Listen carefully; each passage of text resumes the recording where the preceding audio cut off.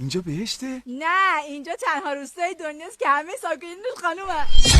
جدا؟ بله ما اصلا اینجا آقا نداریم. برای این موضوع هر مردی که پا به روستای ما بذاره میتونه 4 تا زن بگیره.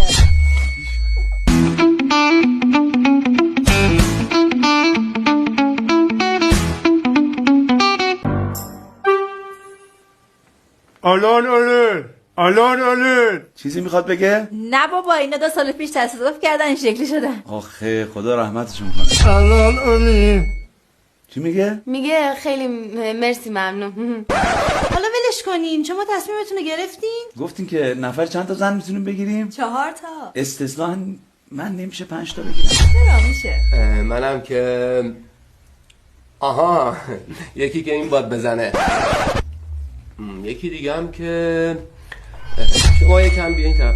آها اون آخریه. چی کار میکنی؟ به فروشی که نمیایی دست چی میکنی؟ ما هم آدمی ما. بابا دعوا نکنین دیگه، به اندازه همتون هست. ببخشین حقیقت من و دوستان میگم هول شدیم، میشه یک فرصتی به ما بدین یکم فکرامون رو بکنیم؟ بله. بچه‌ها فقط حواستون باشه یکی انتخاب کنین که اسراف نشه. میپرسیدی ببینی بیشتر از 4 تا نمیشه؟ داداش پرسیدم دیگه، گفت فقط من به عنوان هد تیم میتونم استثنا 5-6 تا هر چقدر بخوام بگم. آخه چرا باید دروغ بگن؟ اینجا نوشته ما هم دقیقا مثل شما ماشینمون بنزین تمام کرده اومدیم توی این آبادی و هر کدوممون 4-5 تا زن دادن، انقدر از ما کار کشیدن که بعد 4 ماه سکته کردیم. معلوم نیست چه بلایی سر اینا آورده انقدر فرسوده شد. الان باید چیکار کنیم؟ باید بپیچیم به بازی. چی شد فکراتونو کردی؟ میدونی حقیقت من یکم پشیمون شد، نظرم عوض شد.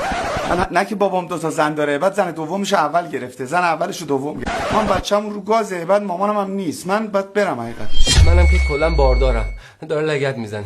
یعنی بابام بار آورده اگه خالی نکنم با لگد میزنه. منم که کلا امیرم بگیرم، یعنی نه بگیرم خرابه، امیرم دیگه، یعنی امیرم معروفن کلا دیگه نمیگیرن. خب پس ما بریم یه دوری بزنیم، اگه مورد بهتری پیدا نکردیم حتما باز مزاحمتون میشیم.